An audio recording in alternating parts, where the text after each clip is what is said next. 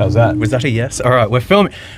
Welcome to Hallowed Out TV. I'm Brennan. I'm here with Corey and Matt from The Ascended. What's up? We go way fucking back. We do. I think there's a video of my band playing in E Standard back in 2016, and Corey's the only person in the crowd, and he's just headbanging like crazy, and it's fucking sick. That sounds about right. Yeah. 10 years. Yeah, it sounds about right. All right, so few things happening. First of all, you're from Warrnambool, so you've had a big drive.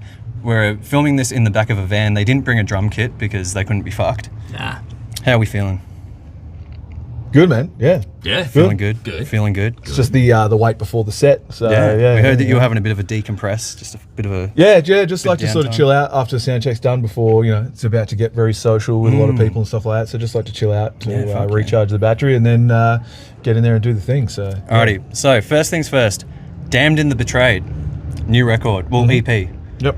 Yeah, bloody oath. Is this like, are you doing like an EP and then an album release as well, or you just only had enough for an EP and you wanted to get something out? No plans for sort of the next one. The idea behind it is just get the 4 best tracks we could possibly do.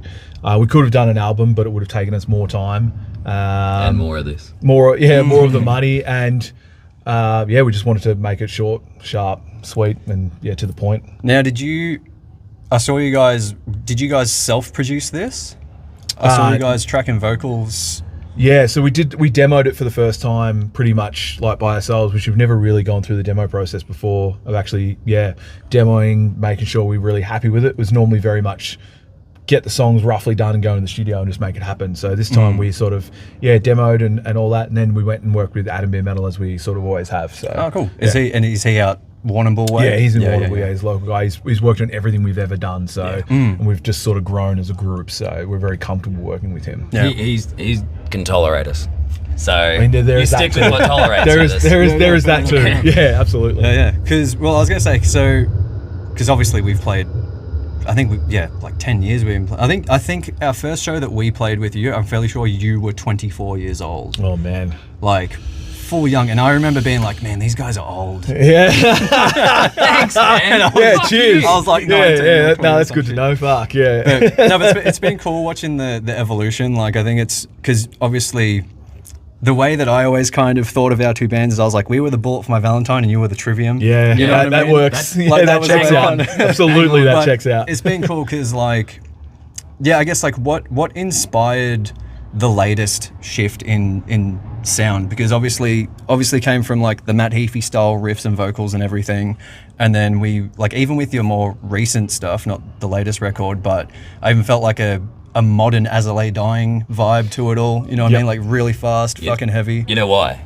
Because big choruses sell. Correct. That's what, We really focused on the choruses because we found that it shows they translate so well in terms of promo, and what people really gravitated to was when we did choruses. And it feels so good to hear it sung back. Yeah. So we just sort of stripped it back and just went with, let's get some really big choruses in there, some really cool riffs, and just serve up a nice journey, I guess, in a song. So, but we really mainly focused on choruses this time around. We just really focused on a catchy chorus. Yeah, because it felt like when I heard the latest stuff, I was very impressed. I was like, this is sick. Thanks, man. Corey's shining like fucking crazy with his magnificent voice. Thank you. Bloody And it was like, I think it takes.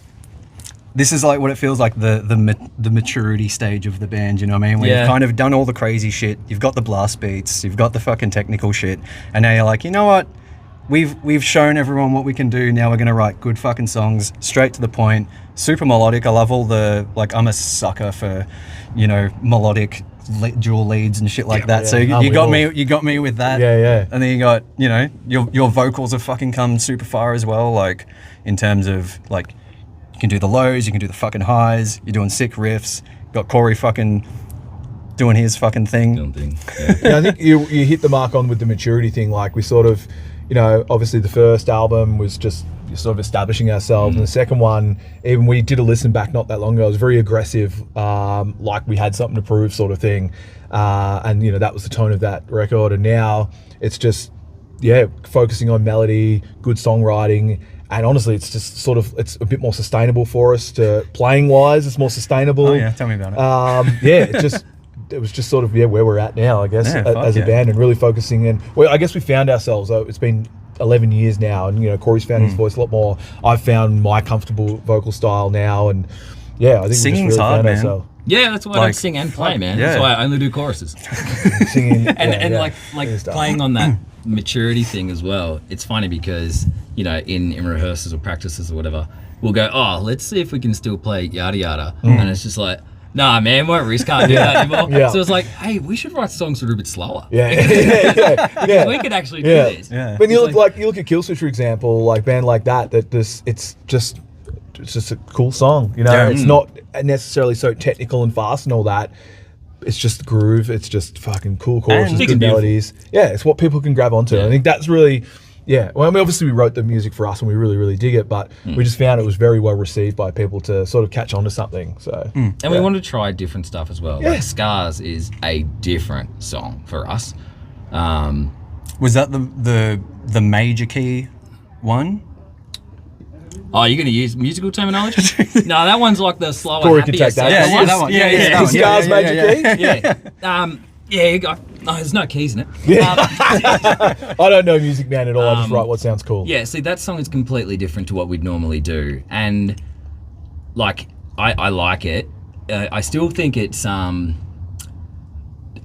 don't know. I want to say that it doesn't really sound like us, but it does, obviously, because we're the ones playing it and we wrote it. Sounds and in whatnot. the hands. And Yeah. it's just like, man, like, this is just different. Yeah. It's just weird. It's just Yeah. weird to like do a song where like this is something different. Let's try it and it sounds good. And it's been well received. Yeah. And we're playing it tonight. So yeah. it's just an interesting song because to me that's the far left song of Yeah, I what agree. we do. It's Yeah. like this song's just different.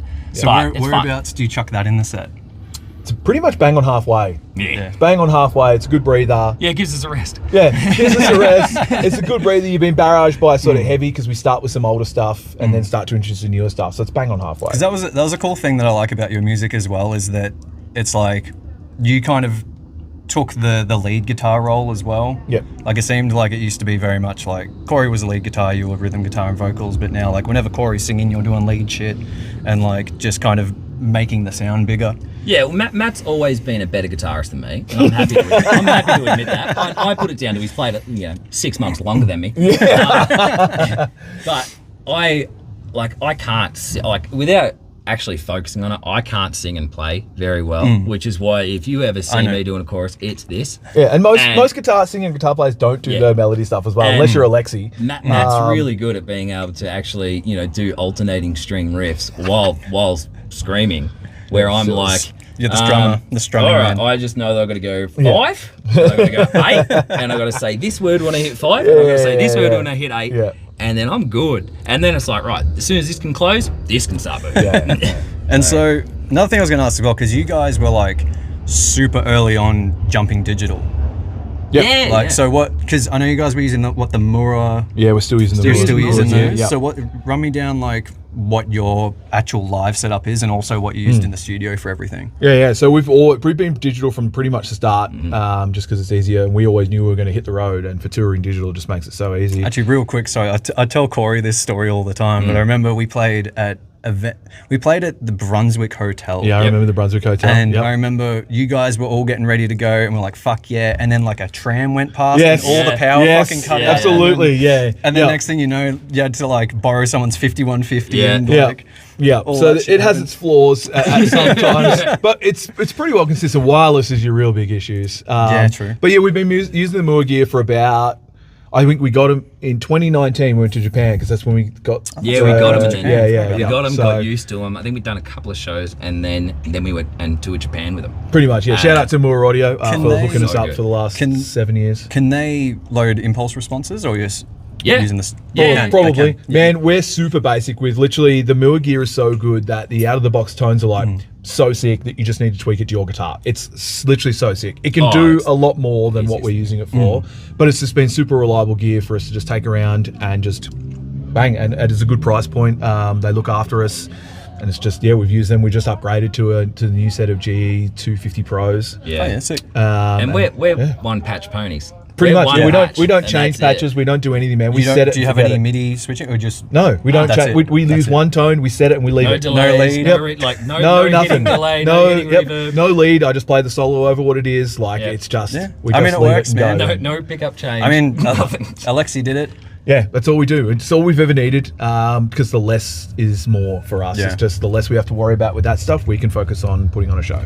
Yeah, 100%. Yeah. Well, yeah, easy, boys. Well, yeah, is there anything else you'd like to kind of talk about? This? Oh, actually, no, and studio equipment. What were we using yeah, there? studio. So studio, we use plugins as a lot too. We haven't really gone into the using actual amps. Plugins have always served us well. And I believe that we pretty much use the Nolly stuff for what we're doing. So, the best. Yeah, the Nolly stuff with custom IRs. I think we're using the Bogren IRs. That sort of changed the game for us, but it's always been, using plugins for the guitar tones. Drums have varied from live to playing sort of MIDI kits to whatever. So drums have always varied, but yeah, pretty much just always tracked and used MIDI as much as we can. Yeah, just makes it easier, man. Well, in saying that, I mean the new Periphery record was done with plugins.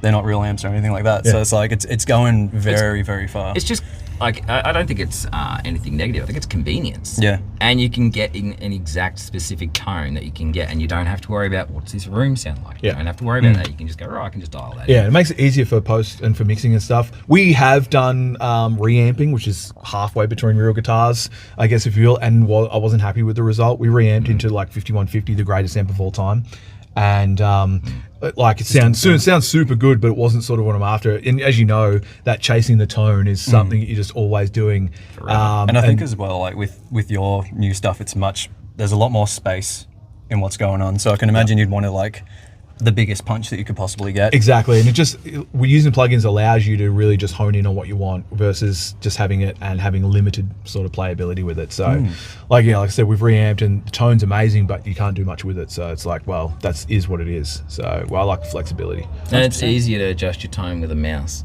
than it is to go, is it present on the knob? Yeah. Is it the microphone? Yeah, and I'm very picky, it's like, so I'll go back and forth millions of times saying that's not right, it's not right. So having the MIDI allows us to do that. Probably a blessing and a curse. If it was just set, then I couldn't complain. Yeah, 100%. And so, because what you guys are down from what you going to the casino again tonight? Is that the plan? Or Early one tonight. That's Early one tonight? That's a fortnight from now. Yeah, we've got another show. We're coming back to the city, and that we're going to stay. So sweet. But yeah, we're going to go back tonight. So cool. So when's this next show that you're playing? it is the 13th of June at the Bergie. It's not announced yet, but it will be cool. as of Monday. Yeah, So, wicked. Well, yeah. anyone watching this, go and check it out. This is Matt and Corey from The Ascended. You've been watching Hallowed Out TV. I'm Brendan, and thank you for watching. Cheers. Legend. Fucking legend. Sick.